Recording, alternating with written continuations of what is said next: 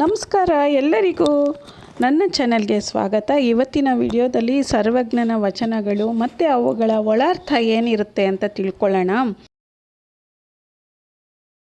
ಮೊದಲನೆಯ ವಚನ, ಕಡಲೆಯನ್ನು ಗೋಧಿಯನ್ನು ಮಡಿಕುದ್ದು ಬೆಳೆದರೂ ಸುಡಬೇಕು ನಾಡೆಂದವನ ಬಾಯೊಳಗೆ ಪುಡಿಗಡಬು ಬೀಳ್ಗು ಸರ್ವಜ್ಞ.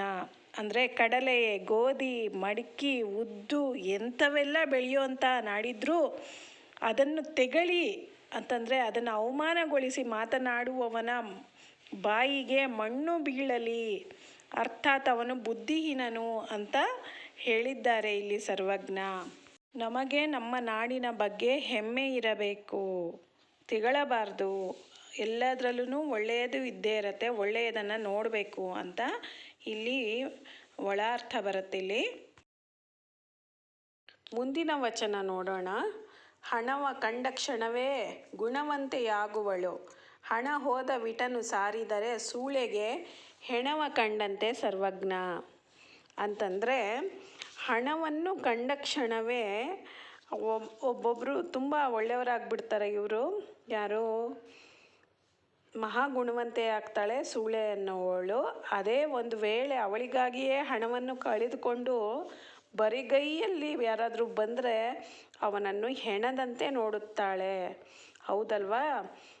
ಯಾರೇ ಆಗಲಿ, ಅದು ಸೂಳೆ ಅಂತ ಅಲ್ಲ, ಅದನ್ನು ಬಳಸಬಾರ್ದು, ಅದು ಇರೋದ್ರಿಂದ ನಾನು ಹೇಳ್ತಾ ಇದ್ದೀನಿ. ಆದರೆ ಯಾರೇ ಆಗಲಿ ಹಣ ಇದ್ದರೆ ಮಾತ್ರ ಬೆಲೆ ಕೊಡ್ತಾರೆ ಅಂತ ಹೇಳೋದಕ್ಕೆ ಈ ರೀತಿಯಾಗಿ ಹೇಳಿದ್ದಾರೆ.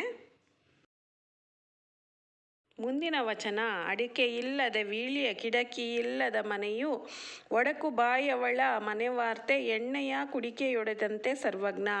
ಅಂದರೆ ಅಡಿಕೆ ಇಲ್ಲದೆ ತಿನ್ನುವಂತಹ ವೀಳಿಯೆ, ಕಿಡಕಿ ಇಲ್ಲದಂತಹ ಮನೆಯು, ಒಡಕು ಬಾಯವಳ ಸಂಸಾರ ಅಂದರೆ ಯಾವಾಗಲೂ ಏನೇನೋ ಮಾತಾಡ್ತಿರ್ತಾಳಲ್ಲ ಅನ್ನೆಸೆಸರಿ, ಅವಳ ಸಂಸಾರ, ಇವು ಮೂರೂ ಕುಡಿಕೆಯು ಒಡೆದು ಹೋದಂತೆ ಅಂತ ಇಲ್ಲಿ ಹೇಳಲಾಗಿದೆ. ಅಂದರೆ ಒಡೆದೋದ್ರೆ ಏನಾಗುತ್ತೆ, ನೀರೆಲ್ಲ ಆಚೆ ಬೀಳುತ್ತೆ, ಅದಿದ್ರೂ ಕೂಡ ಉಪಯೋಗ ಇಲ್ಲ ಅಂತ ಅರ್ಥ ಬರುತ್ತೆ. ಮುಂದಿನ ವಚನ ಯಾವುದು ಅಂದರೆ, ಮಕ್ಕಳಿಲ್ಲದ ಮನೆಯು ಪಕ್ಷಿ ಇಲ್ಲದ ವನವು, ದಿಕ್ಕಿಲ್ಲದವನ ಸಂಸಾರ, ಕಳ್ಳನು ಮನೆ ಹೊಕ್ಕು ಹೋದಂತೆ ಸರ್ವಜ್ಞ. ನೋಡಿ, ಮಕ್ಕಳಿಲ್ಲದ ಮನೆ, ಪಕ್ಷಿ ಇಲ್ಲದ ಒಂದು ವನ ಅಂತಂದರೆ ತೋಟ, ಹಾಗೂ ದಿಕ್ಕಿಲ್ಲದಂಥವನ ಸಂಸಾರವು, ಇವು ಮೂರೂ ಕಳ್ಳನು ಹೇಗೆ ಮನೆಗೆ ನುಗ್ಗಿದ್ರೆ ಹೇಗೆ ಅನಿಸುತ್ತೋ ಅದಕ್ಕೆ ಸಮ ಅಂತ ಇಲ್ಲಿ ಹೇಳಲಾಗಿದೆ. ಇವು ಮೂರು ತುಂಬ ಮುಖ್ಯ ಅಂತ ಹೇಳೋದು ಇಲ್ಲಿ ಸರ್ವಜ್ಞನ ಉದ್ದೇಶವಾಗಿತ್ತು ಅನಿಸುತ್ತೆ.